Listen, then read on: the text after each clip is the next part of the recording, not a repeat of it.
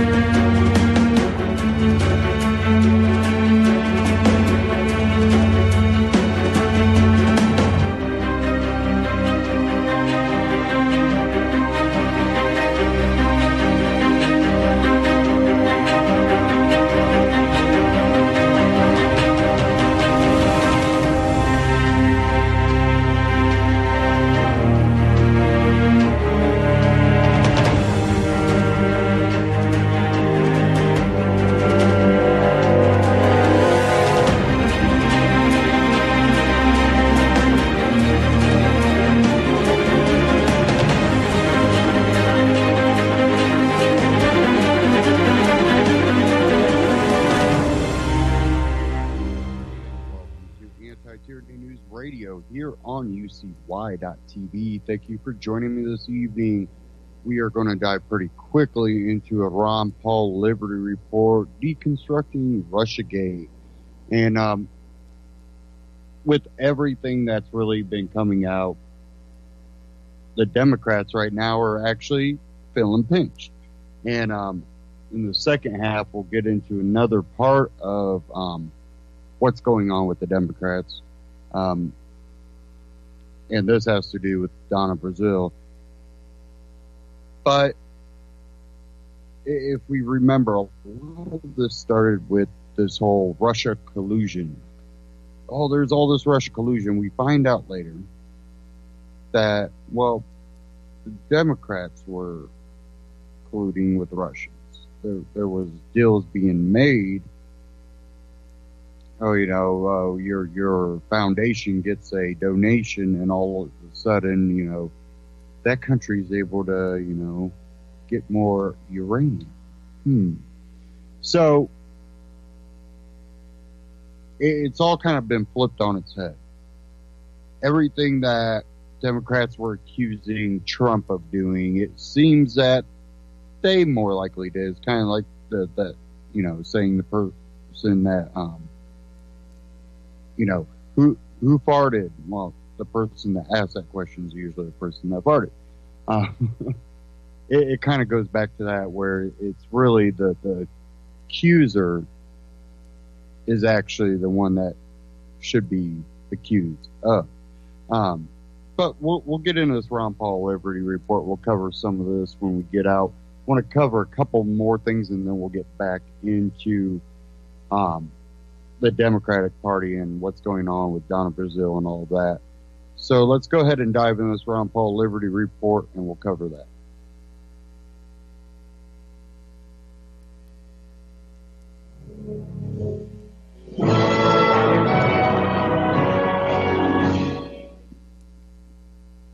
Hello, everybody, and thank you for tuning in to the Liberty Report. With me today is our co-host, Daniel McAdams. And Daniel, good to see you. How are you this morning, Dr. Paul? Very well. We have a special guest today, and he's a noted veteran foreign affairs journalist, well-known and very thorough. His name is Joe Lauria. Joe, welcome to our program. Thank you, Dr. Paul, for having me on. Wonderful. Before we get into a recent article that you've written about Russiagate, which is fascinating, and we'll talk about that, I want to introduce a book here, or show our audience a book. And I hope it doesn't help Hillary Clinton, but we want to show this. It says, How I Lost by Hillary Clinton. But it turns out that I think you had something to do with this book. I think there's a lot of Hillary Clinton involved in this. And there's a foreword by Julian Assange. That's nice. And you have annotated a lot of what Hillary has been saying. So she was explaining this. So it's an interesting take on that. And I just wanted the audience to know about this. So did you have a lot of fun doing this little book? I did. We did it very quickly. We used the WikiLeaks releases of her emails, of John Podesta's emails. So in that sense, it's by her because it's using her own words and her own associates' words. But I did write about 22,000 words of introduction and annotation to provide the historical and political context. Yeah, right. What she indicts herself. Okay, the article we want to talk a little bit more about today it's called "On the Origins of Russiagate." Who ever believed there could be a Russiagate? But I agree with the title. My little paper here said it was published at Huffington Post, but I don't think it appears on their page right now. But anyway, we did get a copy of this, and you might make mention, if you care to, about why it is not on Huffington Post at this particular time. But the title is "On the Origins of the Russiagate," and this is very, very detailed explanation and understanding of what's been going on. Republicans are involved, Democrats are involved, Trump is involved, Russia's involved. I'm particularly fascinated about the geopolitics of all this, the accusations and the false accusations, and how NATO is involved in a bit, and how things have changed over this period of time. So, Kelly, give us a little introduction about that article, and then we will follow up from there. Well, the article, I originally published this article on Consortium News last week, the website run by Bob Perry. It was under the title of "The Democratic Money Behind Russiagate." I then updated it with the latest information. The Manafort and Papadopoulos indictments took place after that was published, so I updated it, included also testimony from Comey and earlier testimony from Comey and Clapper in there, and I published it myself on the website Huffington Post as a longtime contributor there. Contributors have the right to post their own articles there. It is then reviewed later by their editors. So it appeared for about 23 hours, and then I was informed that it had been taken down. I was never contacted by anybody at the Huffington Post. There's a kind of newsroom rule that before an article is retracted, the first thing you do is contact the writer, give him a chance to respond and defend his article. And that never happened. And since it was taken down, I've still not heard from anyone at the Huffington Post. There's been no due process whatsoever here. I gave them 2 days to respond afterward. Then I wrote a letter 24 hours ago about now. I still not have heard why they took this article down. They did, however, respond, the Huffington Post, to a reporter at BuzzFeed, their media reporter. And I know this because he posted their response on Twitter. And it said they said that they pulled it because there were factual errors in there and misleading claims. Okay. So I want to know what those are, and in the absence of any statement from them on what these misleading claims are and what the factual errors are, I can only conclude that this was not an editorial decision but a political one. And I rarely use and dislike the word censorship, as I never use fascism. Both are completely overused and misused. But I cannot think of any other word to describe what's happened here but censorship. Right. This was a political piece that ran against the deep faith of many in the Democratic establishment about what happened with Russia and this election. And my article, if you want me to go through it very quickly, I can explain what's in there. Well, let me just make one comment first, and we'll do that. Sure. But I think when they do this to an author and they take it down, the opposite effect, instead of closing out, it makes people more fascinated. It made me think, hey, I have to read this. Why is this so important that certain groups they don't want us to know about it? So, go ahead. I think you're right. It's probably more attention now to this article because they pulled it than it would have been originally. Right. Of course, we think, thankfully, we do have it up on the Ron Paul Institute website, too, so our viewers can go see it there on the front page. And it would be nice to go through the article, but I have to say, I stopped at the first couple of sentences because it hit me. It was so well crafted. It hit me in the face. Essentially, the article starts with the point that both of the sources for the claim that the DNC was hacked by Russia were paid for by the DNC. And if that's not a conflict of interest in itself, that should raise all kinds of red flags, I don't know what is. So take it from there if you can, and kind of take us through the article. Well, that's absolutely right. There are two main sources for the allegation that Russia did the election by hacking the DNC and the John Podesta emails, and then supposedly giving them to WikiLeaks. And the first was the memo written by Christopher Steele, the former MI6 intelligence agent, former head of the Russia desk for MI6 in Britain. And the second source was CrowdStrike. So let me talk about CrowdStrike quickly. CrowdStrike is a private company run by Dmitry Alperovitch. He's one of the co-founders. He's also a fellow at the Atlantic Council, very anti-Russian Atlantic Council, and he's an Putin Russian. Why did the DNC hire CrowdStrike? Because they refused to let the FBI examine their servers to determine whether there was, in fact, a hack at all, and then who may have hacked it. So they didn't let the FBI observe it. They examined, and they still have not examined those servers. They hired this CrowdStrike company, which within one day blamed Russia for hacking the DNC emails, and the evidence they provided is, one, they said a very sophisticated operation had to be by a government, and then the clues were some Cyrillic letters and the fact that they named the first Soviet intelligence chief. So if this was a sophisticated operation, no one would have left behind such ridiculously amateurish clues. So then it turns out that Voice of America actually published an article on March 23 of this year in which it said that the software that CrowdStrike used to make that determination was found to have been wrongly accused the Russians of hacking howitzers on the battlefield in eastern Ukraine, and that was denied by the Ukrainian military itself. They said they were never hacked. So the next day, on March 24th, CrowdStrike had to rewrite the software that they used to determine that Russia had hacked the DNC.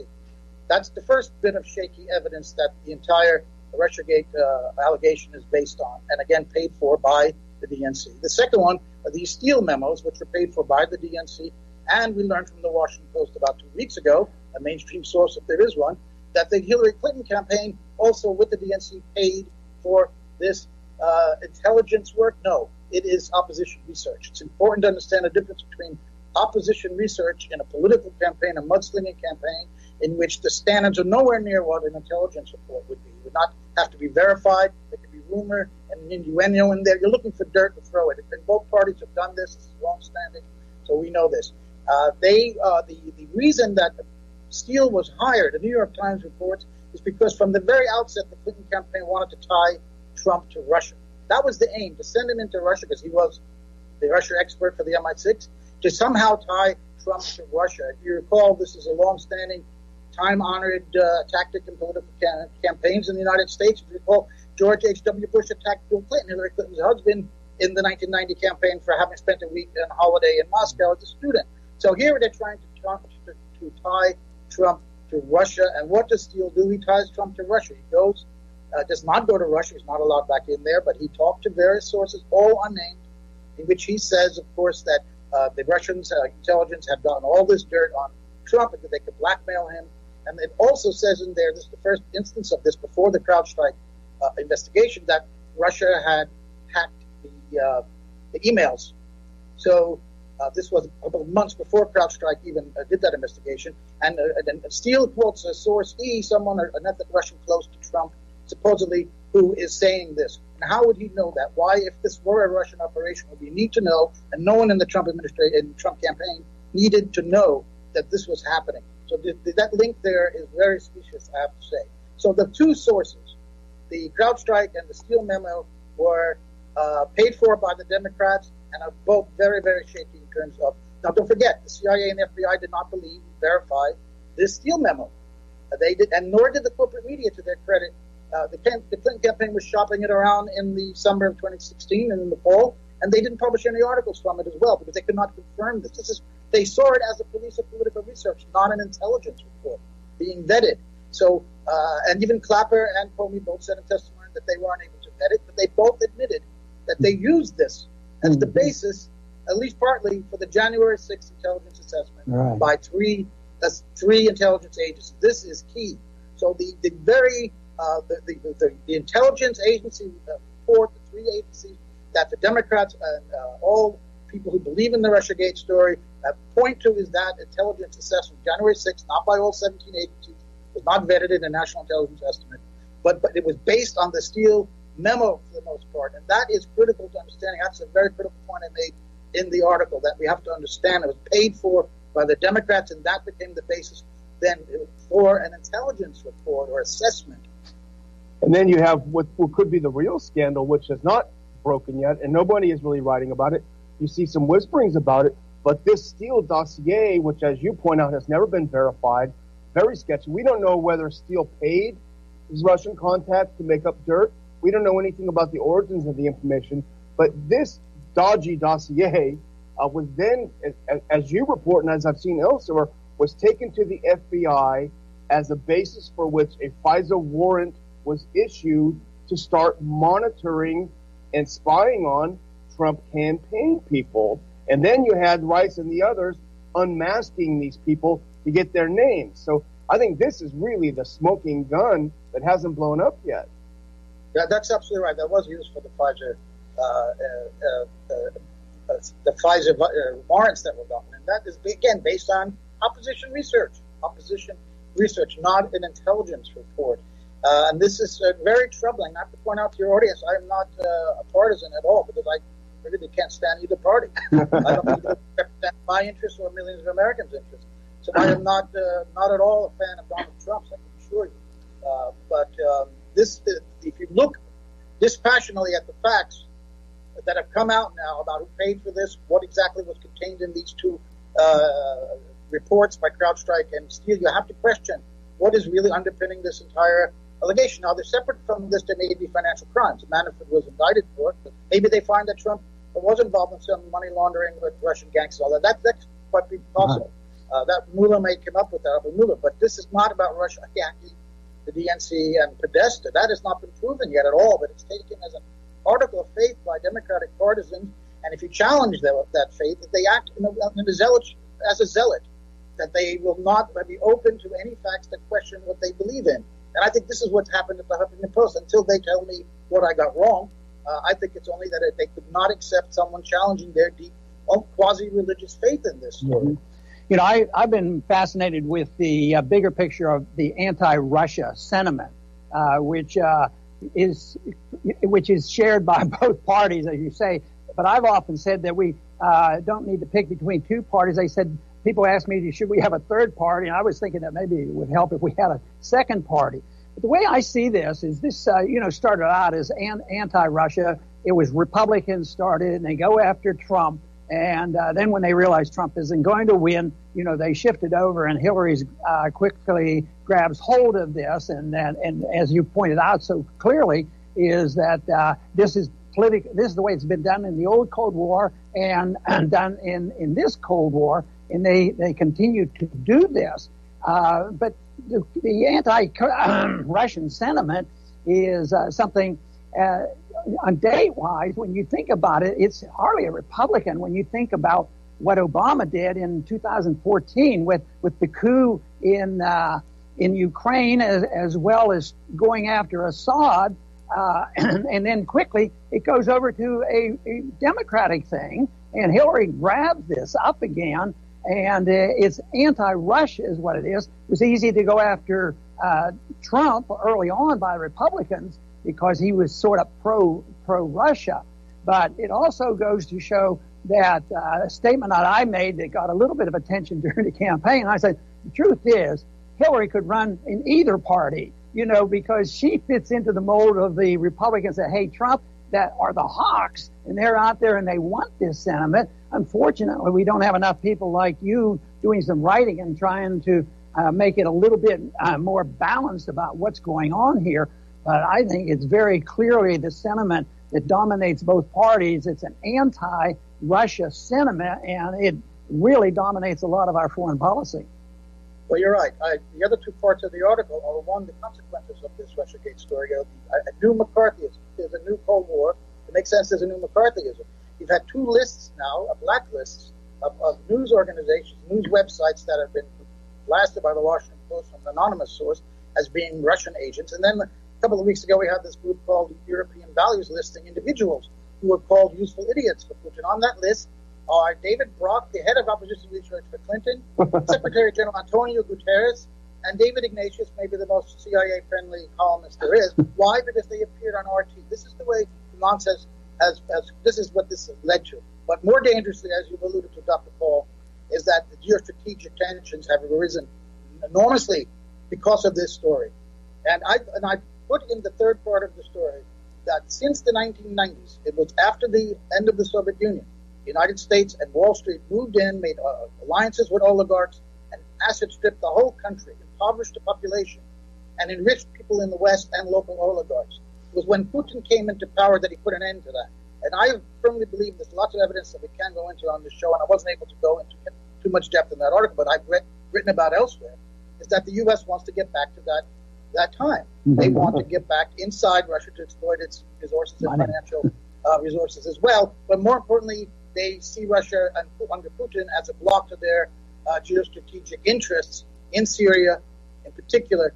And that was a very dangerous move that Hillary Clinton wanted to put in a no-fly zone that I get into in the book that you showed earlier, that this was, even after General Dunford testified that could cause a war with Russia, she still stuck to that position in her last debate with Trump. So she was certainly a hawk, and Republicans did support her. But the United States wants to stop, is troubled by Russia stopping them with Brzezinski. What Brzezinski had written about in his book, Great Game, that to get control of Eurasia, you have to get Ukraine from Russia's control, and that was behind the United States' reason, in my view, to back that coup d'etat in 2014 that you also mentioned earlier. And my book goes into great detail and depth about how German intelligence discovered that there was no Russian invasion. There were not even 40,000 troops on the border, as General Breedlove had said, the head of NATO at the time. So Russia has to be stopped for the American strategic interest to continue. And it's very hard for Americans to understand, I think, that maybe we aren't the good guys all the time, and that America could be an aggressive power, and that Russia is playing defense in Syria to stop jihadists that America has backed there. And again, my book goes into a Defense Intelligence Agency document that shows the U.S. supported the prototype of the group that led to ISIS, and they needed to stop them. They needed to get rid of a government in Ukraine that did not want to join the European Union Association Agreement. So this is driving, I think, this entire Russiagate story predates this election by a lot. It's part of the U.S. strategy towards Russia. They wanted to then target Trump with it, with Russia, and they have lost the election.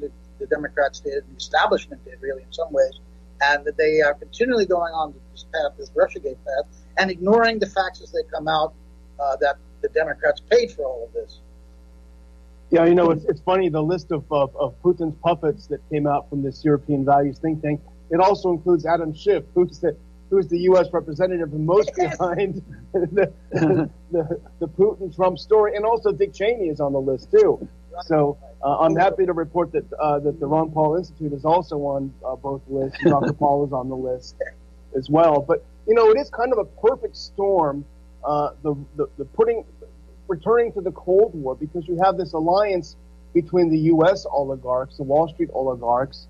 You have the neocons, who are all sitting in think tanks, very well funded.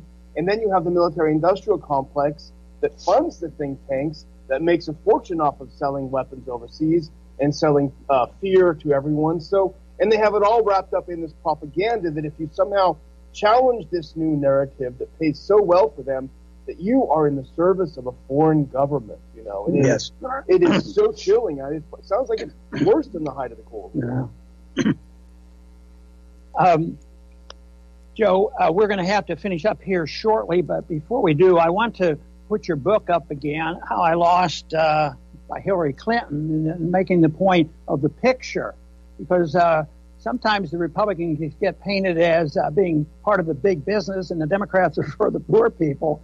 And yet, as you mentioned before, there's not much difference between the two parties, and they are both very deeply involved with Wall Street and the military-industrial complex. So those are major problems. I've always complained that there's too much bipartisanship in Washington, because when it comes to foreign policy, they don't have any serious debates. And that to me, yeah. And you go ahead and make a closing statement and let the audience know where they can reach you if they would like to. Yeah, I think Consortium News is the best place for me to read it. I wouldn't suggest the Huffington Post at this point. But, I wanted to make one last point about the bipartisanship. Neither one has ever questioned NATO putting 30,000 troops on the Russian border, the way the German foreign minister at the time did, calling NATO a saber rattler. So I think it's really important to open up one's mind and try to look at a different perspective of what the United States is up to outside the borders of the U.S. and what Russiagate's role in all of this is. And I hope that my writing could help illuminate people on that. Thank you very much for having me on. Wonderful. And Joe, thank you very much for being with us. Okay. And good. I want to thank our viewers today for joining us for this very special interview. And I hope you come back soon to the Ron Paul Liberty Report.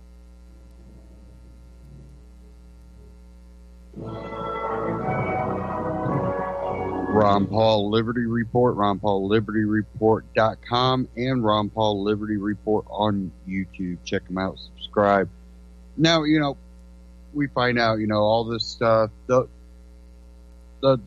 initial FISA warrant was based off of made up, fabricated information.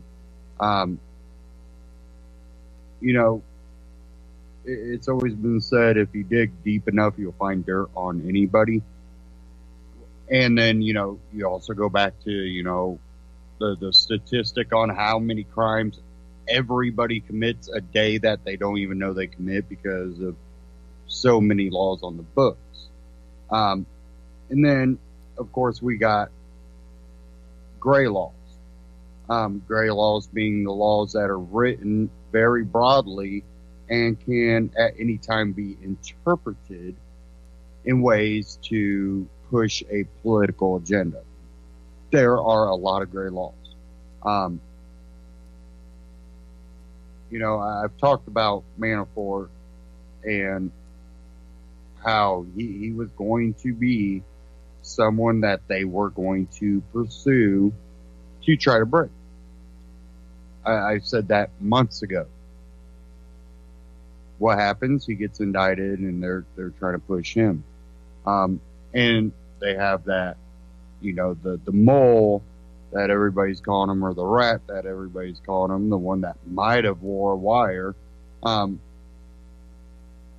From what I understand, he was very, very small potatoes in the whole campaign, and his ability to have legitimate information seems less likely. And I've also seen other information that says that person was basically kind of blown off at multiple points. I don't know what kind of collusion's going on, but I know that there is a witch hunt that started based off of fake information, which makes that FISA warrant really a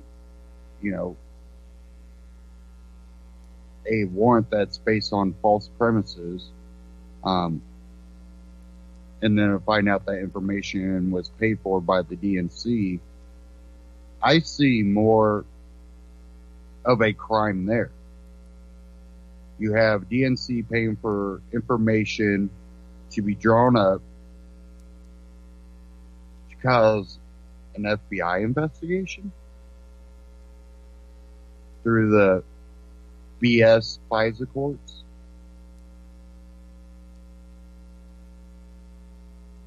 And all of this stuff just keeps rolling out about the Democrats. But the mainstream media, these celebrity folks, it's all Trump's fault. It's all Trump's fault. I don't like the guy either. But I'm not an idiot. I'm not going to cheer for Hillary. I'm not going to join your bandwagon. Are you effing kidding me?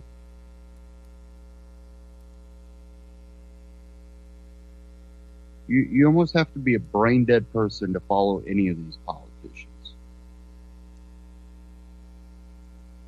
You could build a damn rocket that could get someone to Mars, but if you're supporting these type of politicians, what credibility do you really have? There's a lot of people that have an intelligence that allows them to have a really gifted skill. Does not make them an intelligent person.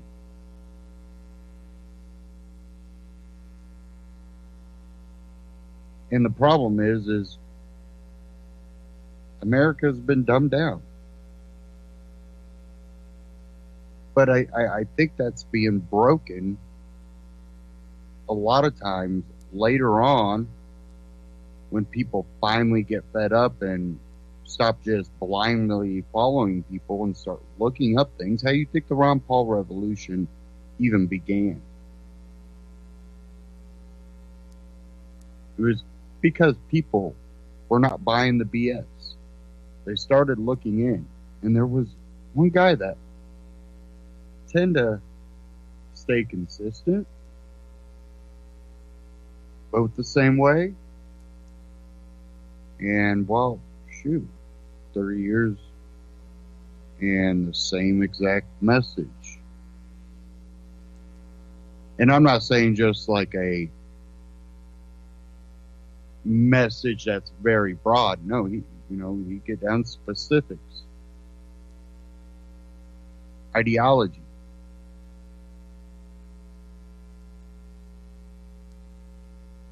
But the left tends to not really care about credibility, legit arguments. They're all based off of emotion.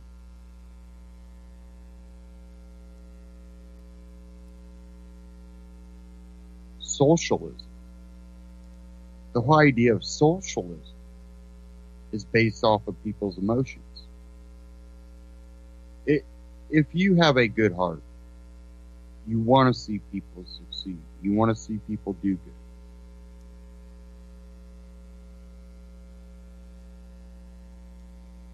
But if you have a brain,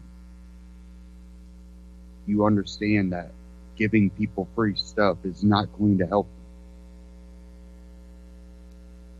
So much that in today's society, I've seen people that have worked hard and, did good, get laid off, go to panhandling, and stay on panhandling because guess what? It's tax free and people just give me shit.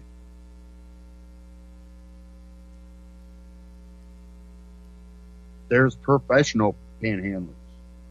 They'll sit there in ragged out clothes. You give them free money, they get back in their, $20,000 car and go back to their, $250,000 and up house.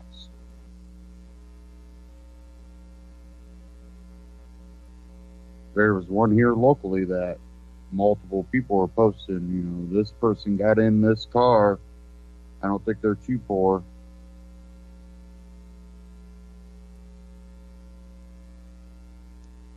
They've been spotted throughout the whole, northern part of my state, basically.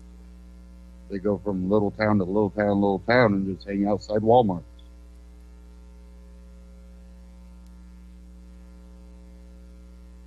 Why? Oh, because free shit means you can be lazy. People are like, that's not socialism. That is not socialism. No, socialism is even worse. Socialism says that, this person over here working their butt off gets paid as much as that guy over there that does nothing. Or harder jobs get paid the same as easy jobs. The guy sweeping the floors gets paid as much as the guy rebuilding the engine in that car.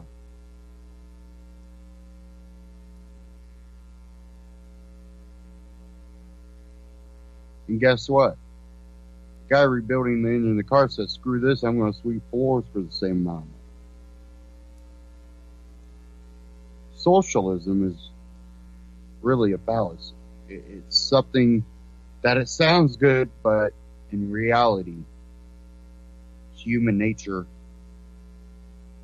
socialism can never work. Definitely in a governmental way. Once you give a government body the ability to force socialism on a society, what does that become? Oh, communism, or national socialism, or democratic socialism. Oh, we've heard that one before. But it's all the same. what happens when that mechanic doesn't want to rebuild that motor and wants to sweep floors? Well, they still need mechanics. So guess what? Either rebuild that motor or he puts you in a cell and make you rebuild that motor. And if you still don't want to do it, guess what? We'll just put it up. How quickly socialism turns into communism and all the other fascist, national socialism, democratic socialism. It's all the same. It all ends up in the same place. And now, kind of to touch on that a little bit, incident that happened with one of our senators, Rand Paul, I'm sure everybody's heard by now, was attacked mowing his lawn. And the last couple of days, the idea that it's over a yard dispute has popped up. There might be something to it, but it's not quite that simple.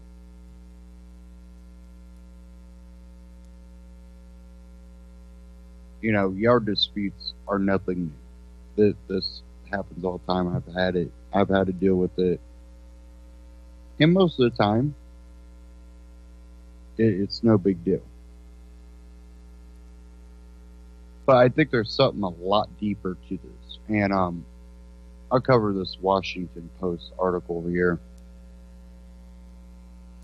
And this had been updated. It looks like update says, and more weirdness ensues since this post initially went up Monday. The New York Times and others pointed to landscaping as the root cause. The Times cited 3 Kentucky Republicans who said the attack was the result of a landscaping dispute.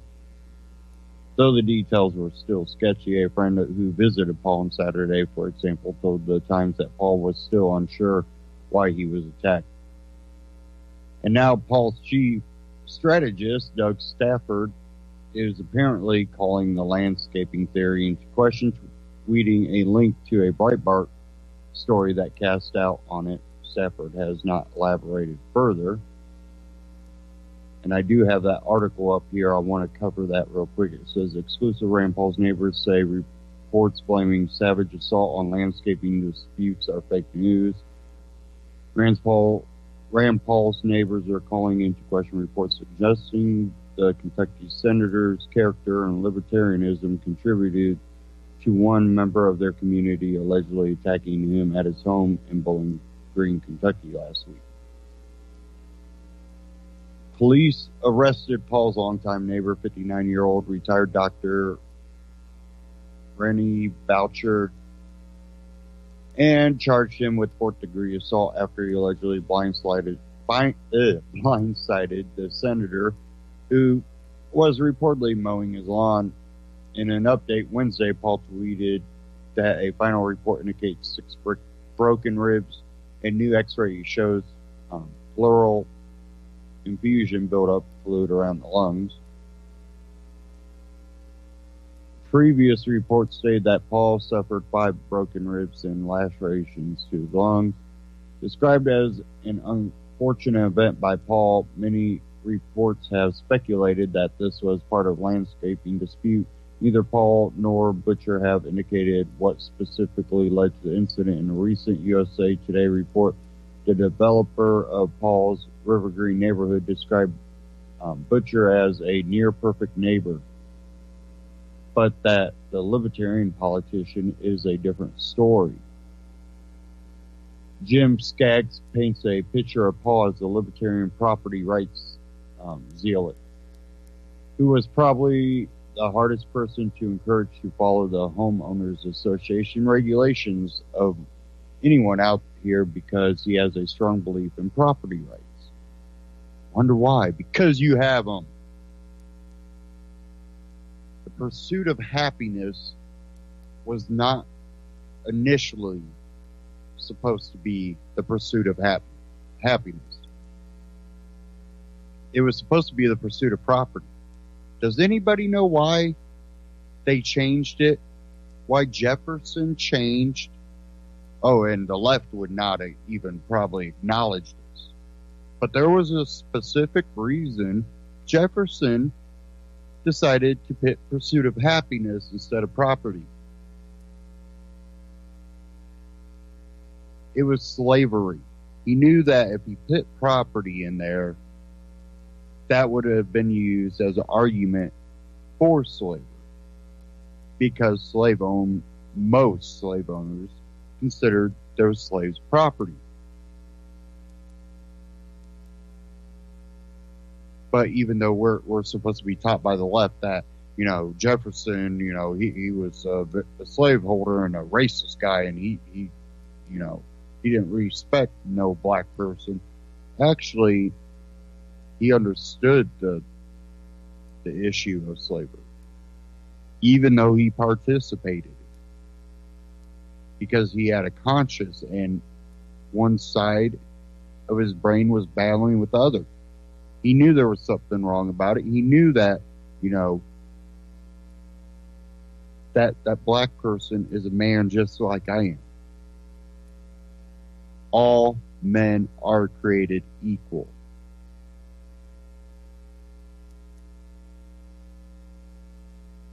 He purposely did that. So yeah, property rights. Yeah, that's a real thing. Quote, there have been disagreements in the past, Skaggs said, over lawn clippings or who should cut down a tree branch when it stretched over a property line. Well, if it stretches over your property line, you cut it down. That's the law. Most places, you can't go on their property and cut that stuff down, but if it's overhanging your property, you could cut a perfect line right across that stuff. Many of Paul's neighbors, however, disagree with these reports. As a friend and neighbor of the Paul family, I've been disturbed by the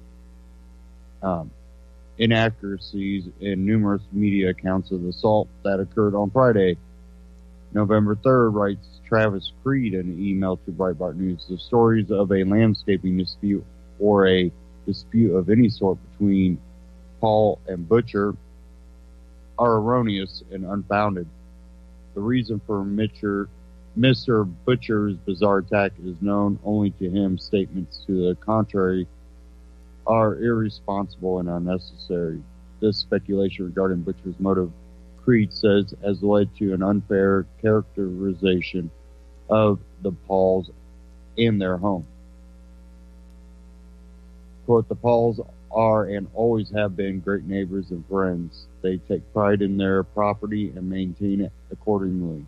Rand has enjoyed working on and maintaining his lawn for as long as I have known him. He was attacked on his property for no apparent reason and suffered serious injury. That is the only fact known at this time. The senator and his wife Kelly are great people who would never harm anyone in any way, says Danny Renshaw, another neighbor who says he has lived in the same neighborhood as the Pauls for 17 years. Renshaw is appalled by the attack. This is so wrong for anyone to be blindsided and attacked while mowing their yard. I cannot imagine being in my yard pulling weeds or mowing and being violently attacked by anyone, much less my neighbor, he tells Breitbart News. I can't believe he was out of jail on a $7,500 Saturday morning, Renshaw adds. However, this is not me that was attacked. This was one of the 100 U.S. senators of the United States. What kind of person does that?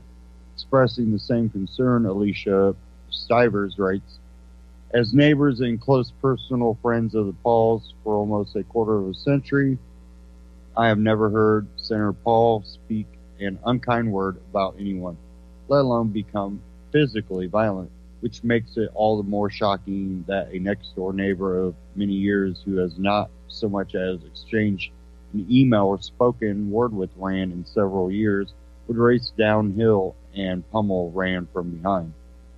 The Pauls own a lovely wooded lakeside lot in our small subdivision, Severs continues. In fact, the Pauls' lot looks almost exactly the same today as it did 17 years ago when Dr. Butcher and his ex-wife chose their lot and built their house next door. Between us, my husband and I have served 4 years on the Neighborhood Homeowners Association board, and we are unaware of any conflict or complaints from Dr. Butcher regarding the Pauls. Whatever the reason for this attack on Rand, there is absolutely no justification for Dr. Butcher's behavior, she adds. I am wondering how the media can describe what took place as an altercation. It is an altercation when no words are exchanged and no one person is attacked from behind with no warning. I must check my dictionary. Sean Parker also has served on River Green's Homeowners Association board for several years, describing Mr. and Mrs. Paul as very gracious and friendly. She tells a similar account of the Paul's history with the board. My family has lived here for 6 years now, she says. In all the years I have been on board, we have never had any complaints at all regarding the Pauls. No complaints from other neighbors about the Pauls, nor have the Pauls had complaints against anyone else. I pass by their house every day as my family lives diagonally across the street from them. Parker adds, when we see Rand out riding his bike or Kelly out walking in the beautiful neighborhood we live in, they have always waved or even stopped to say hello. This is a wonderful family and an honor to have Kentucky's state senator living near us. What I find amazing is the fact that he cuts his own grass, writes neighbor Bob Warner. Bob and his wife, Gail, have known the Pauls for 20 years. Our neighborhood is fortunate that the Pauls live here, he tells Breitbart News. They are always engaging during their frequent walks through the neighborhood. Our sons are friends with their sons, and we have been on skiing trips as well as meet with them socially. As a friend, neighbor, and senator, Rand has been first class in every way.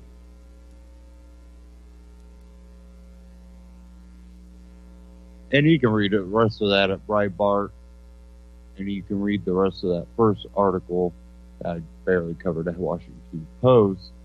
But what seems to be going on is you have one guy that gets all the left media writing about, oh, Rand doesn't fall. It's his libertarianism. That's why. And you've had people like that. I don't know. He's very uneducated, naive guy. What's his name? Nolan Hamilton Nolan, I think is his name. That guy just talks shit all day. Bullshit comes right out of his mouth. But you've had the left media just pushing this one guy. Even though you have probably a dozen neighbors, multiple neighbors that have been on the board, and they're all saying this does not add up. One thing, which this is a theory, just like those were theories, but this is just based on information that has been confirmed before, in that Washington, or it might have been the Reason. Reason has an article, it's titled Rand Paul Getting Attacked is What's Wrong with Libertarianism. Wait, what? That was by Matt Welsh. But it even pointed out, something that had been confirmed when this attack first happened. The article here was talking about, him having socialist-leaning ideology. Well, when it first happened, there were a few neighbors that said, well, Butcher was definitely a very far left-leaning person. Then we have one guy,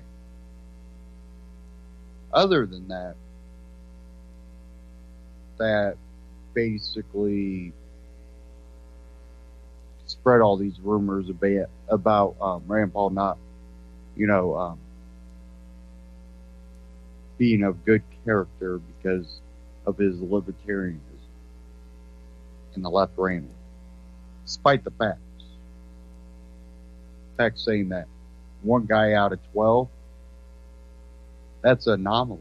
That's not the norm. I almost wonder, you know, if this guy was whispering in that guy's ear, which made him blow the lid, and because of his anger for not getting socialism through, he attacked Rand. But no one will know. Not unless he comes out and says why he did it, and is truthful about it. He could come out and lie about it. Yep, it was the long landscaping dispute. Yeah. Still doesn't excuse your behavior.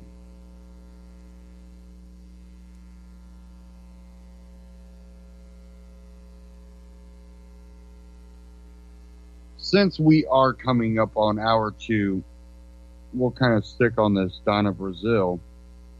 I'm going to play a clip from Stefan Molyneux. We are definitely not covering this whole clip. It is quite a long clip. You can check out the whole thing at Stefan Molyneux on YouTube. But we'll go ahead and dive into this, and we'll cover this at the other side.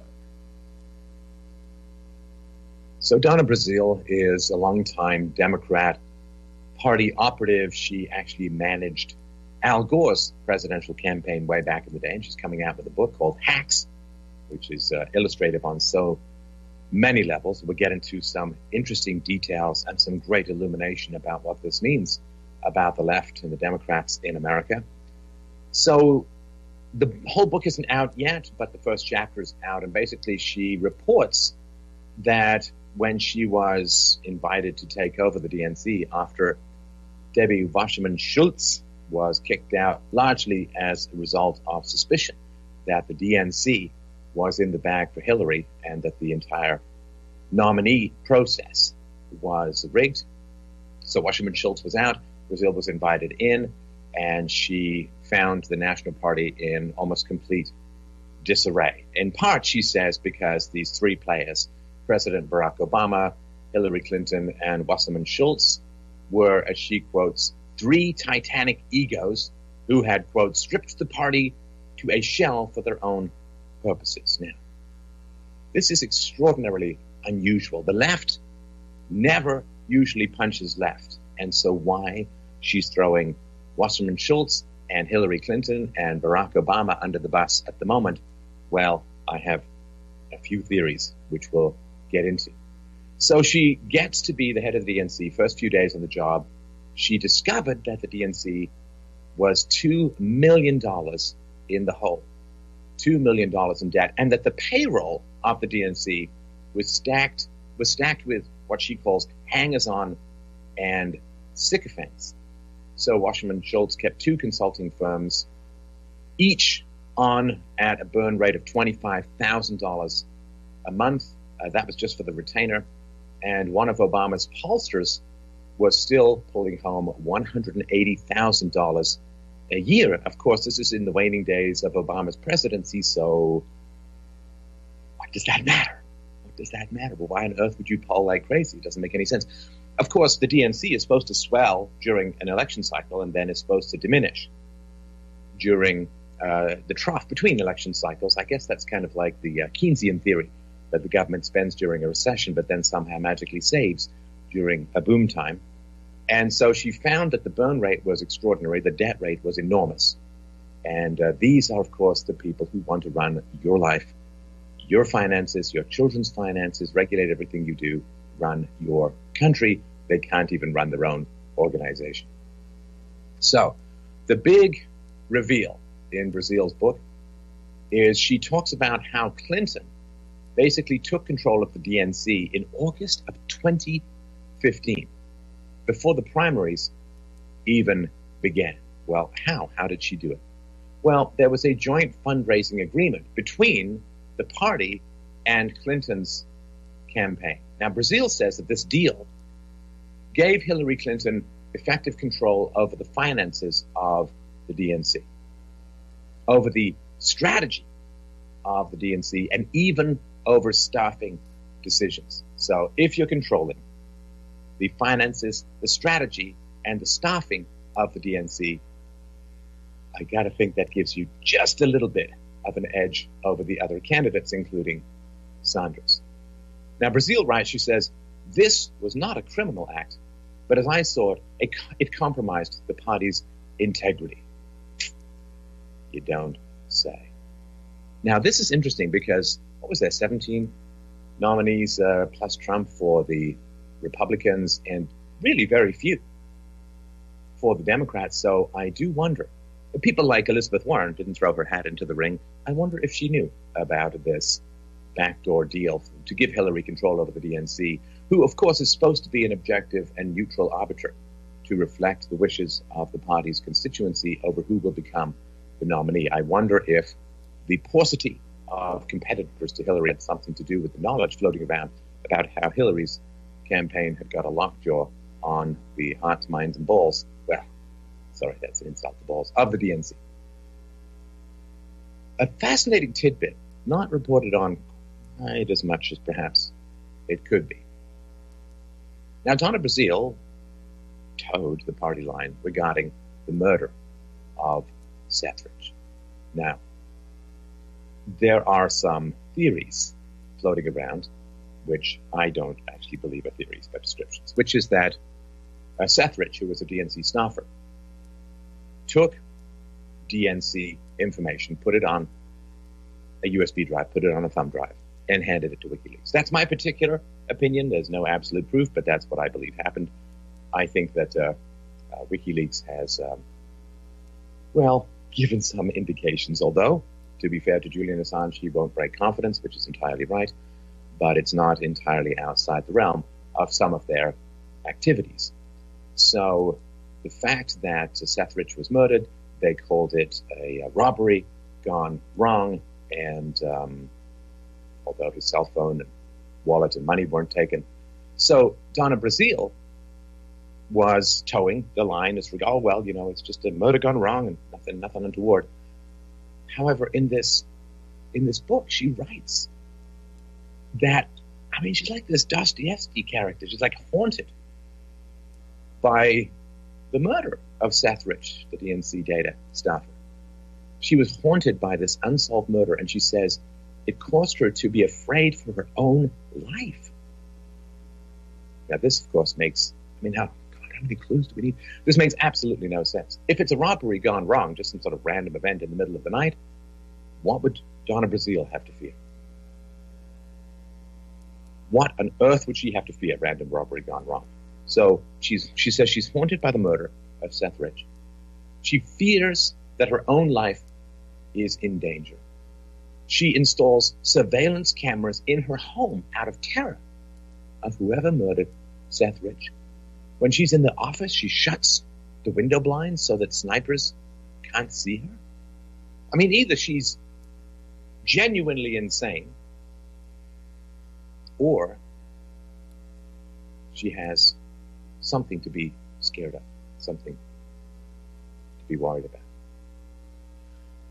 She does touch on the issue that, when WikiLeaks put out all of their emails, there was an email which has Brazile, who was, of course, a paid CNN contributor at the time, that she shared questions, potential topics for a town hall that CNN was hosting well ahead of time with the Clinton campaign. Now, she says in the book, I don't really recall sending the email, but I can't find it in my own computer archives. But she did eventually publicly admit to sending it. And so there's that. Now, another thing that came up that's interesting, and again, we will expect absolutely no circle back, heaven forbid even apologies from the mainstream media, but Hillary's health issues show up in Donna Brazile's book. There was great concern after she struggled with, what they called pneumonia, and on the 9/11 New York City memorial gathering, she passed out and was thrown like a sack of rotten potatoes into a van.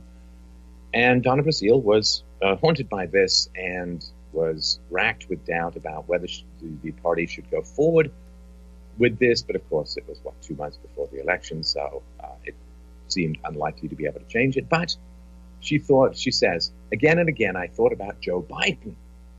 But she also adds, no matter my doubts and my fears about the election and Hillary as a candidate, I could not make good on that threat to replace her. And then she seems to indicate that it's because Hillary, of course, was the female candidate, and therefore it was a step forward in the realm of identity politics, the first female president. So the fact that they didn't replace Hillary, who knows what would have happened at the time, but the fact that they didn't had a lot to do with the addiction to identity politics that has characterized the left for so many generations now, really. So here are some quotes from Brazile's book. She says, my predecessor, Florida Representative Debbie Wasserman Schultz, had not been the most active chair in fundraising at a time when President Barack Obama's neglect had left the party in significant debt. A very, very telling statement. Of course, it's not just the DNC that Barack Obama left in significant debt. It was, in fact, the entire country. As you know, debt ballooned under Barack Obama from $10 trillion to $20 trillion. In other words, from the Republic's founding until Barack Obama, it took that long for America to end up $10 trillion in debt, and then 8 years later that had doubled. Now, of course, some of that is not under his control. It's mandated spending and so on, but some of it sure as hell was. So she goes on to write, as Hillary's campaign gained momentum, she resolved the party's debt and put it on a starvation diet. It had become dependent on her campaign for survival, for which she expected to wield control of its operations. And I love how like when the party is ridiculously overspending and Hillary forces it to cut back, now it's a starvation diet. You know how they say it's austerity when the government can't spend ridiculous amounts more than it's taking in taxes. It's just starvation. You know, like if you're on a diet, you're on the sumo diet of like 8,000 calories a day, and then you go down to 7,000 calories a day and you're suddenly starving to death. Brazile goes on to write, Debbie was not a good manager. She hadn't been very interested in controlling the party. She let Clinton's headquarters in Brooklyn do as it desired, so she didn't have to inform the party officers how bad the situation was, how much control Brooklyn had, and for how long, was something that I had been trying to uncover for the last few weeks. The Saturday morning after the convention in July, I called Gary Gensler, the chief financial officer of Hillary's campaign. He wasted no words. He told me the Democratic Party was broke and $2 million in debt. What? I screamed. I am an officer of the party, and they've been telling us everything is fine, and they were raising money with no problems. Again, this is astounding. Absolutely astounding. Failing to inform the officers of the DNC how much it was in the hole, how much it was spending. First of all, it's their job to find out, and it's other people's job to tell them. And again, these are the people who want to run the country, who think that they're competent to run a multi-trillion-dollar economy when they can't even run a multi-million-dollar local business. So, yeah, so Brazile is saying, no, I'm an officer of the party. They've been telling us everything's fine, raising money with no problems.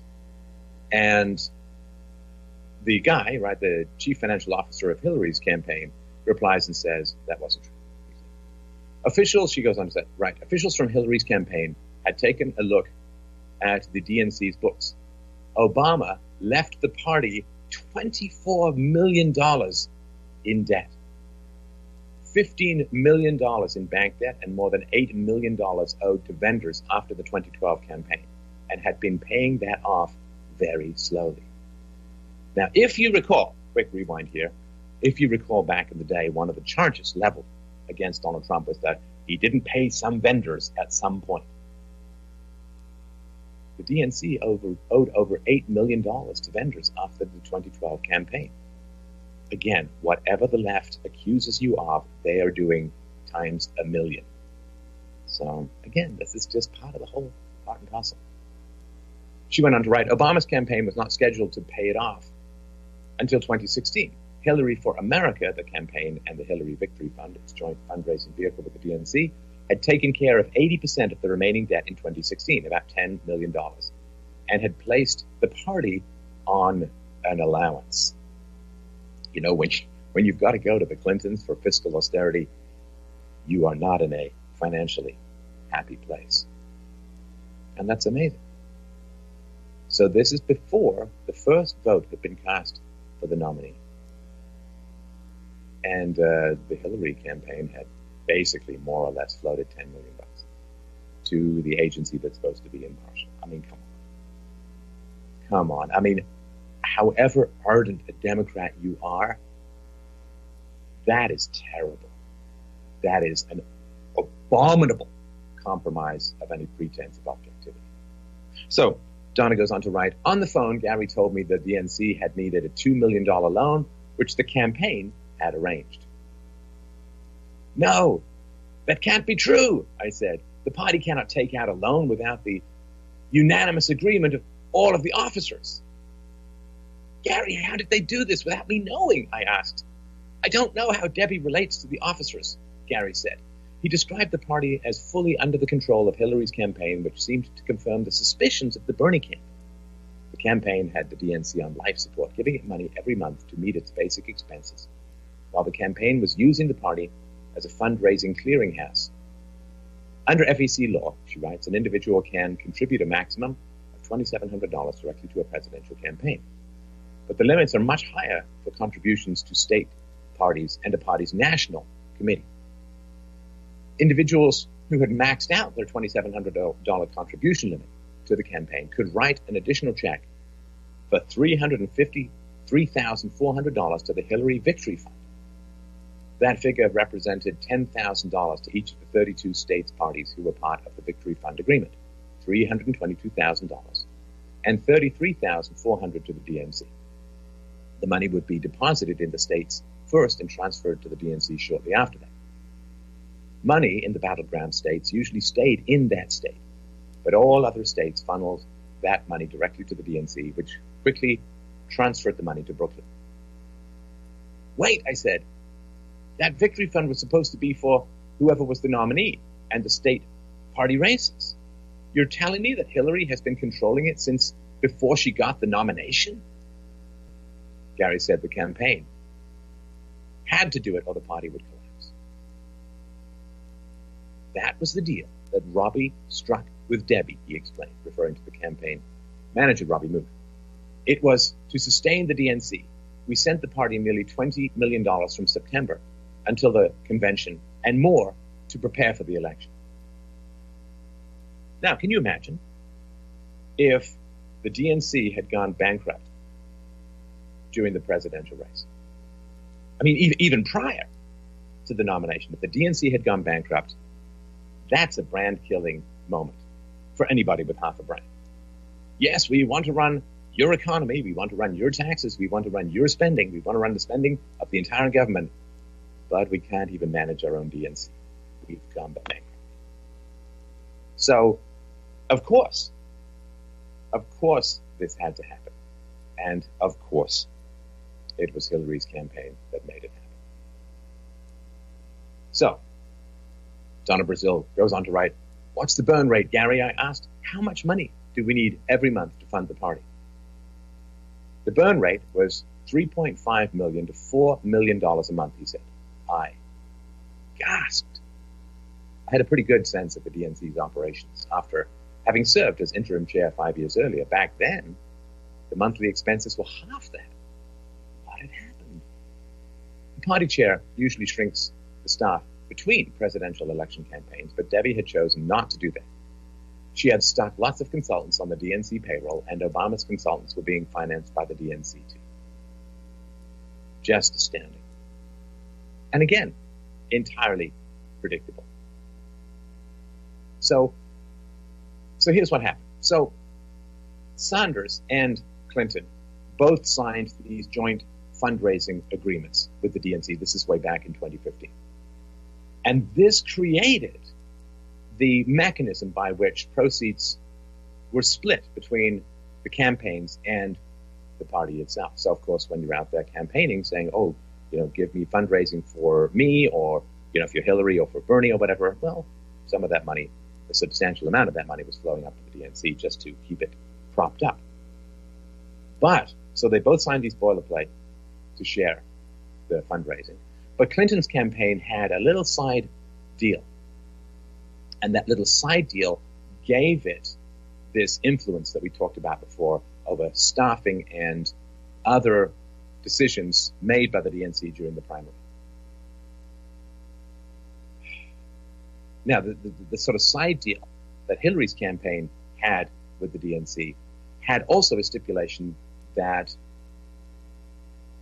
it only affect preparations for the general election. Other candidates could strike a similar deal if they wanted or negotiated and so on. Now, Clinton allies, in responding to what Donna Brazile has said, oh, no, the same offer was available or made explicitly to all candidates. But only the Clinton campaign decided to take advantage of it. Now, can you imagine? Can you imagine? I mean, this is so illogical. I mean, even for the left. So can you imagine you're a manager in the Sanders campaign and they come to you with this offer and you say no. But you know that other candidates have this offer as well. I mean, it would make no sense, right? So two of the Sanders campaign's former top officials said, oh no, we weren't offered that deal like Clinton's. We didn't know anything about Hillary Clinton's side arrangement with the DNC. Now, some reporters have looked up the joint fundraising agreement that the Sanders team made with the DNC. That was in November 2015. And it really has no indication of this supplemental side deal giving the campaign substantial control over the DNC. So somebody's not telling the truth. And I think I know who it is. Now, if you remember, during the primary election cycle, Sanders, and in particular Sanders supporters, who were really angry at the DNC, because the DNC is supposed to be this like neutral blank arbiter, just count the votes and all that. And Bernie and his supporters were alleging that the DNC was on Hillary's side, that it was tilting the playing field. And of course, it was denied. There's no influence. We're totally neutral. We're just blank arbiters. All we're going to do is judge. We don't get involved. We don't have anyone who's preferential to us or anything like that. And this was actually used against Bernie Sanders, right? So it was considered to be, you're paranoid, you're crazy, you're losing and you're lashing out. Oh, you're crazy for imagining that the DNC has any preference for Hillary Clinton. They're totally neutral. You're disloyal. You're a conspiracy theorist. You're losing and lashing out. Amazing. And again, not wildly unpredictable. So, Brazile, I mean, it is an unloading. She's just blasting Obama for trashing the finances of the DNC. She is really throwing Wasserman Schultz's leadership under the bus. And yes, she is in print with intimate and deep and detailed knowledge of the matter, confirming once and for all that absolutely, completely, and totally Hillary Clinton's campaign had the DNC entirely on the short leash, entirely in its pocket, long before Hillary Clinton even became the nominee. Donald Trump kept talking to Bernie supporters. He said, look, the Democratic establishment is kind of rigging the whole nominating process. It's biased for Clinton and against Sanders. Now, maybe he knew more than he was letting on, but it turns out that characterization was even more accurate than he imagined. So in at least what we've read of the book so far, Brazile reveals the scheme that Clinton's campaign used to basically, it's like the mafia. Are you in heavy debt? Do you owe money on payroll in your sporting goods store? Did you run up a substantial gambling debt? Oh, don't worry. We'll lend you the money, and then we're going to own your ass. I mean, the DNC's finances, of course, are still a mess, but the DNC, well, of course, and the funny thing is, of course, that Clinton needed the sustainability of the DNC in order to get the nomination. Because if the DNC had gone bankrupt, then I don't even know what would happen. I can't imagine what. So she needed to prop up the DNC in order to have any possibility of the process moving forward. Because even to your average normie voter, the fact that the DNC might have gone bankrupt or completely run out of money in one form or another, that wouldn't have looked very good when it came to presidential electoral cycles. Just would have looked. So she needed that. And so it's like, well, if you've got to fund the place, at least ask for something in return. That's politics. You don't hand away 20% of America's uranium production for, anything less than $145 million in the Clinton Foundation. So, yeah, it's quid pro quo. Scratchbacks, and so on. So, yeah, Brazil reveals how Clinton's campaign, by extending a fiscal lifeline, took control of the party during the primary. And how Brazil places all of this in the timeline is important. So this Victory Fund agreement basically put the DNC under Hillary Clinton's campaign's control months before even the very first primary vote was cast. Now, Hillary Clinton wrote a little book, which my book, let's mention it briefly, why not? The Art of the Argument, outsold for a little while. But, theartoftheargument.com. It's a great book. You should check it out. But Hillary Clinton wrote a whole book, What Happened? Now, this extraordinary scheme where a fiscal lifeline was dropped to the DNC in order to help them avoid bankruptcy or some other godforsaken financial output in return for giving the Clinton campaign control over just about every time everyone went to the bathroom in the DNC. This extraordinary scheme, I don't think it quite made it into the pages of Hillary Clinton's book, What Happened? I wonder if that might cause people to doubt anything else about that book. Hard to imagine, hard to see. Now, there's a little thing as well that just is a little sidebar here. So when she went out to visit the Clinton campaign, she did travel a lot during this, and she went out to visit the Clinton campaign headquarters in various places. And she said, it had a kind of funeral air. It was kind of dismal. It was kind of boring. It was kind of lackluster. And when she was visiting one of these places, so there's this former Democratic congressman named Tony Colho. And he used to ask Brazil a question about a campaign, a political campaign. And he would ask her this question: are the kids having sex? Are they having fun? If not, let's create something to get that going, or otherwise we're not going to win. Go, Corey Feldman. But that's an astonishing, it's just weird to me. If you want to win, people better be banging on the copier. That's just, it's our selected. It's just crazy stuff. Degenerate. So Donna Brazil says, I didn't sense much fun or having sex in Brooklyn. Now, of course, this question of why they lost, we'll get to in a sec. But I just wanted to mention something while I have your attention, at least I hope, the sort of Russian interference. And I talked about this recently, but Miss Clinton's secret agent, Christopher Steele, was paying good money for this Russian disinformation campaign, this dossier. Right, as Lionel Nation points out, the word dossier is brilliant. Not just like printout or rumor or innuendo or paid disinformation. Dossier. It sounds like it's vetted. It sounds like it's solid. It sounds like it's really rooted in fact. But as far as interference in the election goes, well, I got to think that owning the DNC, even before the first ballot is cast in the primaries, owning the DNC could conceivably be called or have something to do with influencing the election outcome.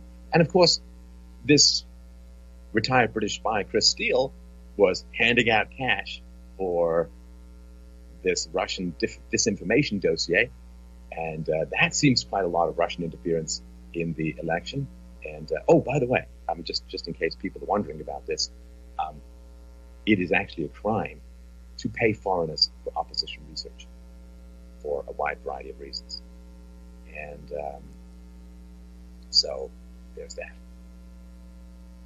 So I just wanted to sort of point this out. And how many people knew about this scheme? I wonder how many people in the DNC knew about it, how many people in the various political campaigns knew about it, and how many reporters might have known about it. So Brazil goes on a little further to say, when the party chooses the nominee, the custom is that the candidate's team starts to exercise more control over the party. If the party has an incumbent candidate, as was the case with Clinton in 1996, that's Bill, of course, or Obama in 2012, this kind of arrangement is seamless because the party already is under the control of the president. When you have an open contest without an incumbent and competitive primaries, the party comes under the candidate's control only after the nominee is certain. So, of course, that makes sense, right? Now, Brazil starts off by saying she had to make the call to Bernie after she found this joint fundraising agreement between Hillary and the DNC, this sort of smoking gun of corruption and collusion, in my view. And it's funny, it's just funny to me, it's interesting and funny how she talks about it. She says, I had to make this call to Bernie. I knew it was going to be difficult. I knew it was going to be emotional. So I lit candles and put on some gospel music. I got a difficult call to make. I better light some candles.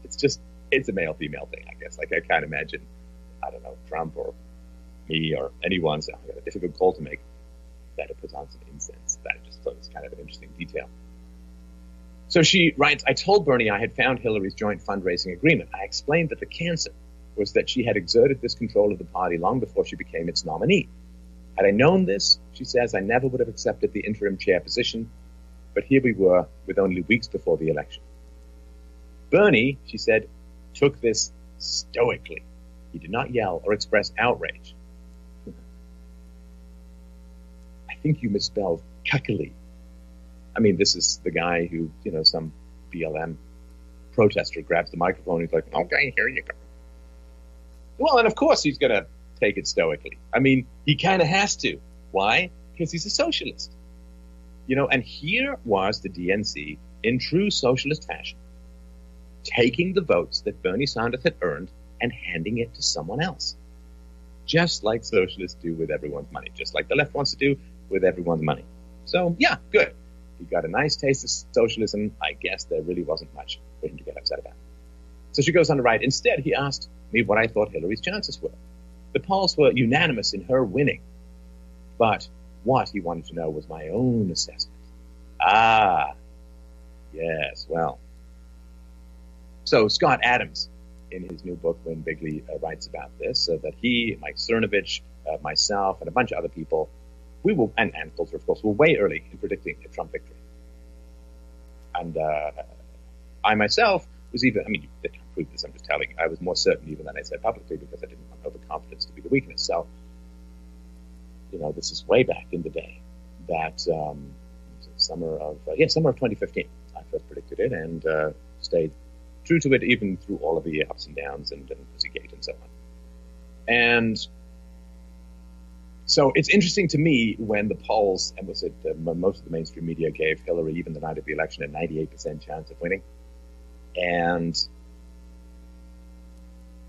it was not the case, as we well know.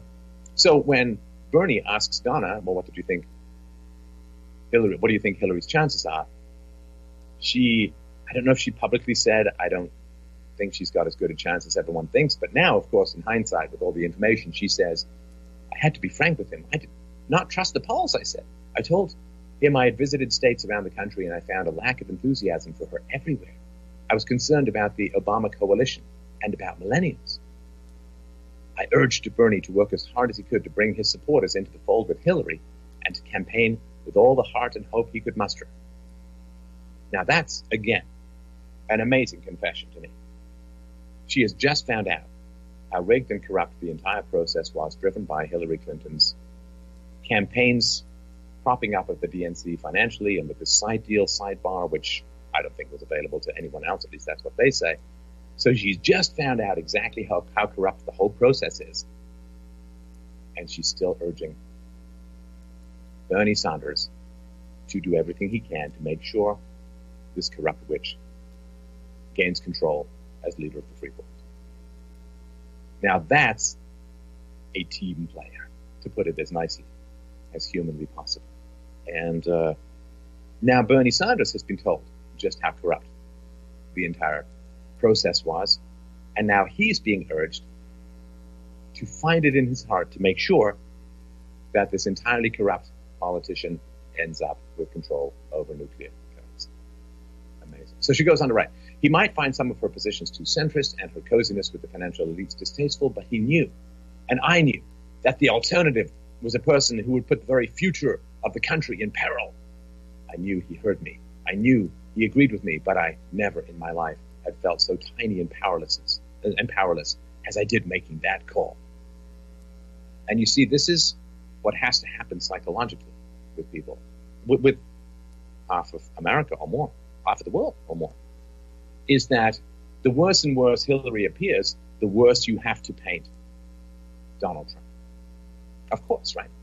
I mean, he has to be Hitler, because if Hillary is as bad as was revealed all the way back to when she got fired from investigating Nixon, all the way back to Whitewater, all the way back to, everything that went on with her husband and the incredible allegations of rape and settling of sexual harassment claims, and all of the corruption that occurred with the Uranium One scandal, and with Benghazi, and with this sort of pay for play that was detailed in the Clinton cash book, and all of this stuff. That the worse that Hillary appears, the more corrupt that she is revealed to be, the worse you have to paint Donald Trump in order to get her into power. You have to say, okay, well, better the devil you know, or half devil, but he's total devil, right? So this is what she said. She says, well, I still want to get her into power. And this is, of course, what the media has to do. As more and more stuff is coming out about Hillary Clinton,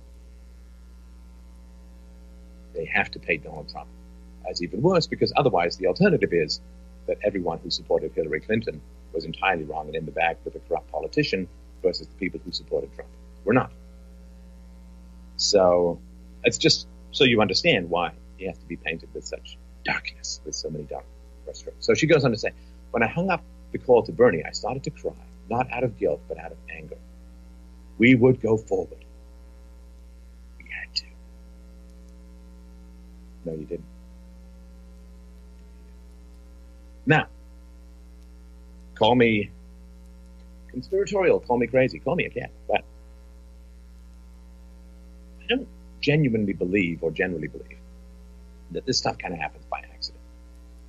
Now, of course, she wrote the book a while ago. There's galleys, there's proofs, and all this kind of stuff. Recorded the audiobook.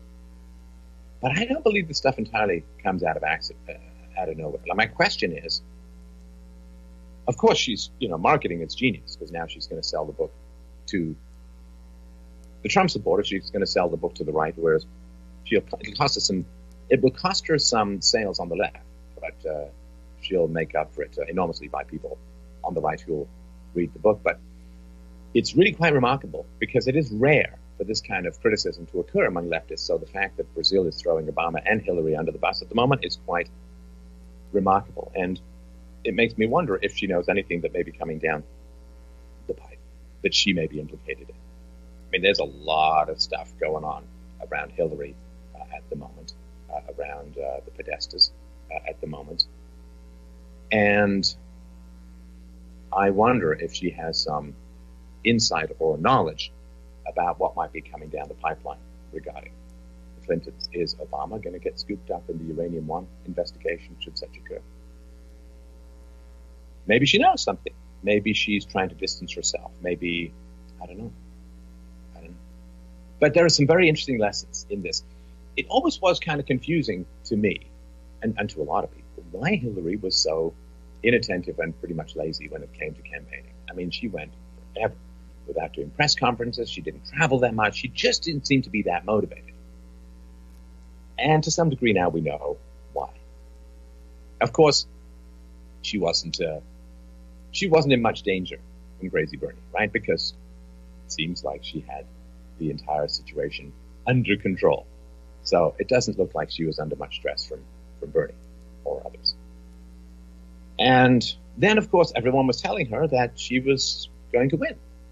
All the mainstream media, all the polls, they polled during the day when people who vote Democrat are more likely to be home rather than out at a job. They did highly Democratic. They polled single moms, they polled minority communities, and so on. And I think they kind of tried to make it true by portraying it as true, that her victory was going to happen because they just kept saying she's got it in the back. They were hoping to demoralize the Trump supporters. But of course, this sort of come from behind approach, this comeback, second wind approach, I mean, it only made them stronger. It only made them more committed and more determined. There are some people, when you say, no way, they say, okay. And there are some people, when you say, no way, they're like, oh yeah? Let's find out about that. So it hardened their resolve, and it made the leftists lazy. And of course, the significant bump in votes that comes from the mainstream media, again, she had Hollywood, she had academia, she had the mainstream media, she had the reporters, she had, everyone was on her side. She had the V card, she had, just about everything. And of course she did, overlook the white male. She overlooked the frustrated, the economically crippled, those who couldn't get jobs because of the hyper-regulatory state under Obama. And so she pretty much thought she had it in the bag. And, if there's one thing that cheating does, is it makes you lazy. It makes you lazy. And leftists have been cheating for a long time, right? When they took control of the education faculties and they started programming teachers to program kids on leftists, right? To the point where now half of millennials want to live in a socialist country. So they programmed kids. They programmed young adults in universities by taking leftist control of faculties. They imported tens of millions of third world voters who overwhelmingly vote for the left. They destroyed border controls in order to allow a flood of illegal immigrants into America, for which there is significant evidence that millions of them voted for the left under the last presidential election. And, of course, they took a lot of foreign money and they concocted, in general, this very concept of postmodernism, so that if you found rational arguments against the left, they could say, reason! Who cares about the reason? It is just a fantasy, eh? Sorry, go ahead. Got wild with you when you say that kind of stuff. So the left has been cheating for a long time, and of course, when you cheat, you get lazy. Of course, you don't train as hard if you know you're going to win the race. It's just the way it works. So, and the other thing too is that when you know you're going to win, you get lazy, and what that means is hardworking people don't want to be around you, right? Because I don't know, like I worked once for the government when I was a temp in my late teens. And I was like a hardworking and focused person, like to get things done. It drove me crazy. It's like, you want to win a running race and you have to run through wet jello or run underwater. It's just, when you want to get things done, these delays drive me crazy. And so what happens is when you get lazy, it rots the entire culture and it acts as a magnet for other lazy people, and it drives out hardworking, competent people, perhaps even into the arms of another candidate. Who knows? I also wanted to drop in because an example of this laziness is this blaming the Russian thing, right? Rather than figuring out what you did wrong, you blame the Russians. You blame whites. You like whatever, right? Anything other than yourself. And so the congressional pressure was put on Facebook, right? At a time when Facebook is facing potential antitrust examinations of the kind which completely decimated and crippled IBM for 13 years, I think it was, that they were being ground down by antitrust investigations and potential blowback, and it drove smart people through the Pareto principle, the square root of workers produces half the value, so 100 people out of 10,000 are producing half the value. And who wants to spend their entire life as a high-functioning professional dealing with antitrust investigations? So you leave the company and you go to other companies, which is one of the main reasons why Microsoft ended up vaulting over IBM with the PC. And so Facebook is facing just this kind of soul-draining, potential company-destroying or undermining kind of investigations for antitrust. And so there's a lot of pressure from the government being put on Facebook, and eventually, they said, no, there's no Russian interference, and finally they got billions of monthly users, and they went through with a fine-tooth comb, and they finally found, 470 potentially suspect accounts that spent $100,000 on ads. About $100,000 on ads. 470 out of billions, and $100,000 out of Facebook's annual revenue of $27 billion. Ooh, catastrophic Russian influence. And the Times described these findings thus. Facebook officials disclosed that they had shut down several hundred accounts that they believe were created by a Russian company linked to the Kremlin and used by $100,000 in ads pushing divisive issues during and after the American election campaign. Believed. Created by a Russian company linked to the Kremlin. They believe. No. Now, how on earth would Facebook, which does not, to my knowledge, have spies in Russia, how on earth would Facebook know that Russian companies are linked to the Kremlin or not? How do they even know they're Russian companies? How do they know they're Russian users? Ooh, there's Cyrillic in the username. Ooh, there's an IP that originates in Russia. You know that all of the malware that got loose from the CIA, that you can spoof and fake anything you want. Saying it comes from this place and it has, it's ridiculous. Come on. Come on. It seems to come from a Russian area. It might have a Russian name, and therefore somehow, even if it is someone in Russia, 144 million Russians, all of them are linked to the Kremlin in some manner. Ugh. So, Zuckerberg, again, remember, facing potential antitrust investigation, Zuckerberg says he's expanding this investigation to include, and I quote, additional Russian groups and other former Soviet states. Now, remember, of course, that the entire narrative goes something like this, that Russia wanted Trump to win, therefore. But as it turns out, these Facebook ads were, some of them praised BLM, some of them attacked it. There was no particular consistent pattern of pro-Trump and anti-Hillary. So, it literally is like taking stock advice from the guy screaming into the phone with no connection on the street corner. It has become completely deranged. And these are just people who are striving to wave away or to ward off the extreme discomfort of cognitive dissonance by just making up any imaginary threat that they can. It comes to foreign influence on the U.S. election. I don't know, two countries pop into mind. Saudi Arabia gave a lot of money to the left and has, to some degree, influenced America getting involved in some of the local wars, Yemen in particular. Saudi Arabia, quite a lot of influence. Yes, elephant in the room, Israel. Big influence on American politics and American elections. If you compare this to these piddly $100,000 worth of ads, that there's absolutely no evidence that they were part of any kind of coordinated Russian campaign. There's no evidence even specifically that they were Russian bought. It's just what people say. Crazy.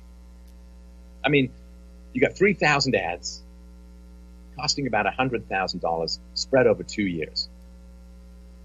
This is going to somehow decisively affect a U.S. election when they have contrary positions, no particular consistent position. You got $100,000 spent on these Facebook ads over 2 years, but in a U.S. presidential election, more than $2 billion is spent on advertising. $2 billion. $100,000 over 2 years. Crazy. They weren't pro-Trump. they weren't pro-Clinton, they weren't anti-Trump, they weren't anti-Clinton consistently, or not. So, I mean, it's crazy. It's completely mad. So, I hate to say that something might happen to Hillary Clinton legally because, I mean, she's like this superhero. She's like Neo in the Matrix. She blurs. She blurs. Hair stays the same, but she blurs. You know, is the FBI doing something about the Clinton Foundation and some of the significant legal problems involved in that? We'll see. Is something coming down about Uranium One? Is there going to be an investigation? Have the emails, are they going to surface? I mean, who knows? Who knows? So maybe this has something to do with this. Now, here is one of the big challenges as well. The mainstream media is really not going to talk about this Brazil story. And one of the reasons that they don't, obviously there's, partisan loyalties and so on. One of the reasons they don't want to tell you about this Clinton corruption of the DNC and the DNC corruption in itself is because they want to keep this information as far away from their viewership as humanly possible, so that if Hillary Clinton ends up being indicted, then there will be such a shock to the system of the mainstream media viewers that they will likely react hysterically and potentially violently, well, most likely violently. And, like I was traveling yesterday. I was coming back from working on Mike Cernovich's upcoming film called Host, which you should definitely check out. Not just my part, but I hear it's going to be great. So thanks for including me, Mike. It's a great honor. But I was traveling November 4th, 2017. It was supposed to be this big day of Antifa riots. And Antifa as a brand is dead. They've been too violent, too weird. And they've been rebranded as violent losers, which you can't survive. I mean, because of alternative media, social media, they have been rebranded in a way that, in Germany, Antifa is very dangerous because there's so much control over social media that they can't get rebranded as what they are, which is basement-dwelling, violent, dysfunctional losers. And so this violence that they want, the more information is withheld from you, then if, it was Russia who hacked the election, and if Hillary Clinton won the popular vote, which I guess she did if you discount the illegals voting or other corruptions. But, of course, that's like saying I won the tennis game because I swung more. It's like that's not how you win the tennis game, winning the popular vote. Donald Trump wasn't trying to win the popular vote. He was trying to win the electoral college vote because he's got a very high IQ, and that's how you win. I won the chess game because I moved my pawns more. No, that's not how you win the chess. Okay, we're going to stop it right there. Now, he covered a lot of stuff in this, but when you look at the breakdown of what the mainstream media is doing, the mainstream media has pushed the narrative that it's Trump and Russia, Trump and Russia, Trump and Russia. And they try to paint the Democratic Party as the people that are the victims. They're the victims of the hacking. They're the victims of fake news. They're the victims of, you can about name anything, and they're the victims of it. But what tends to come out as true? A lot of times, even though the media tries to ignore it or lie about it, we find out a lot of the shooting incidences were carried out by left-leaning people. Not all of them, and I'm not going to try to characterize it. All these are political motive. But there's a lot of the shooters that are very left-leaning, and the mainstream media wants to ignore that part. But if it's a right-leaning person, they're going to be all over.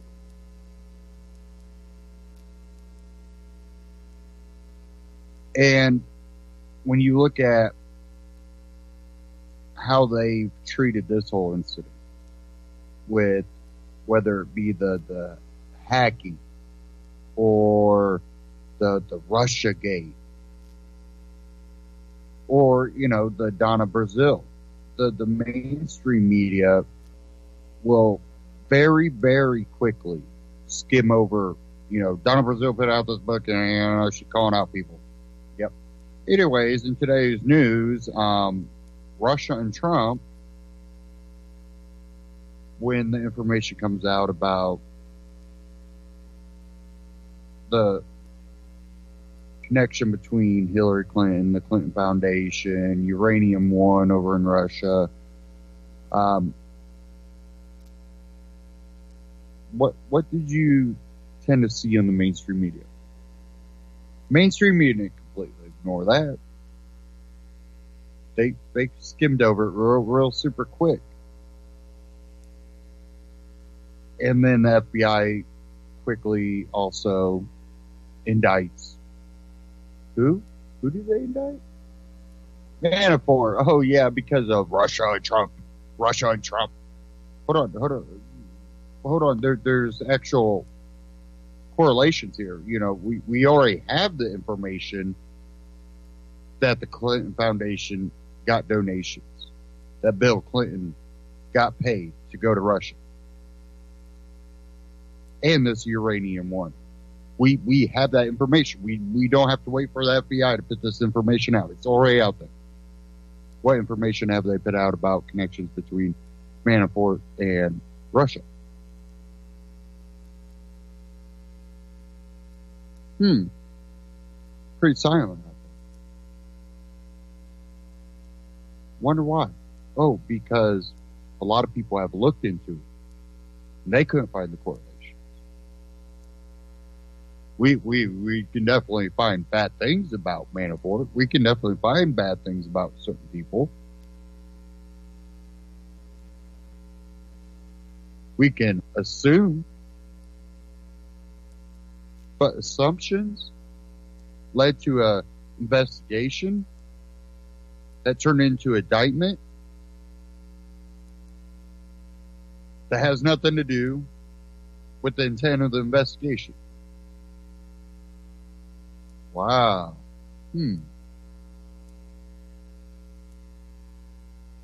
of like that correlation that Stefan was talking about with Facebook and Russian ads, a whole 400 of them out of, millions, and 100,000 out of billions.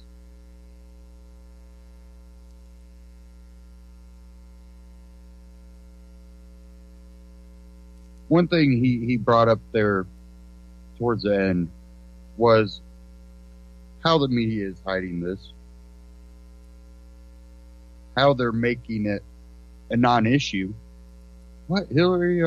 That's nothing. That's just BS. They're trying to, you have all these connections, but they're just trying to divert from Trump and Russia. Well, we're just looking at the evidence. The evidence definitely is pointing to some type of collusion between Clintons and Uranium One and Russia and the Obama administration. Donna Brazil has come out and exposed all the different corruptions, not all of them, but exposed a lot of corruption within the DNC and the Democratic Party and Hillary Clinton,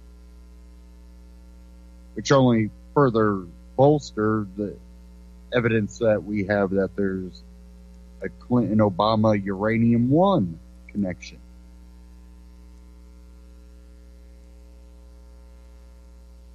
There's no special investigation.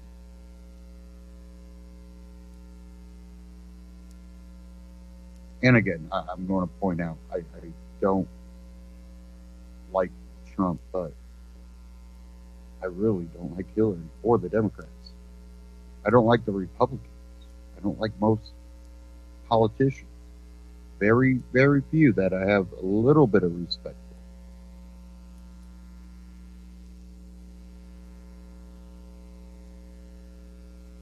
for. And, one thing Stefan pointed out is how the mainstream is kind of glossing over this and how Democratic and Hillary supporters might act. I have an article I want to cover it real quick before the end of the broadcast. This is from Reason.com. The fragile generation, bad policy, and paranoid parenting are making kids too safe to succeed. They're also making them puppets. Emotional puppets. You want to know why Antifa, Black Lives Matter, and all these other groups are so violent and acting out on not evidence, but emotions? Part of it's parenting, part of it is allowing government and schools in the position to interrupt the parent. Parents can't be parents. And then when they are parents, they feel they can't do anything because the school will interject or the government will interject. Call them bad parents. Well, we see what government and public schooling has produced.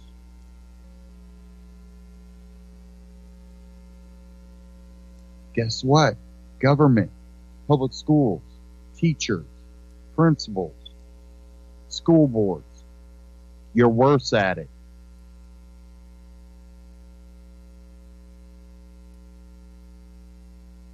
How many kids do you deal with? Any parent knows that it's a struggle to deal with your own kids. Do you think the school or the government is going to be better by dealing with millions of kids, thousands of kids, hundreds of kids, one teacher with 30 kids in a classroom? Not only that, do they have the morals or believe in the same beliefs that you believe in? This article, the Fragile Generation, Reason.com. One day last year, a citizen on a prairie path in the Chicago suburb of Elmhurst came upon a teen boy chopping wood, not a body, just some already fallen branches. Nonetheless, the onlooker called the cops. Officers interrogated the boy, who said he was trying to build a fort for himself and his friends. A local news site reports the police then took the tools for safekeeping to be returned to the boy's parents. Oh, because now your kids, they might hurt themselves with a hammer and a saw. Excuse me, I was chopping wood at a very young age. I went to Boy Scout. You chop wood in Boy Scouts. I always had a pocket knife since I was in Cub Scouts. But no. This is Chicago, so this is big government and lots of social leftist type attitude. It says elsewhere in America, preschoolers at the Learning Collaborative in Charlotte, North Carolina were thrilled to receive a set of gently used playground equipment, but the kids soon found out they would not be allowed to use it because it was resting on grass, not wood chips. It's a safety issue, explained the daycare spokeswoman. Playing on grass is against local regulations.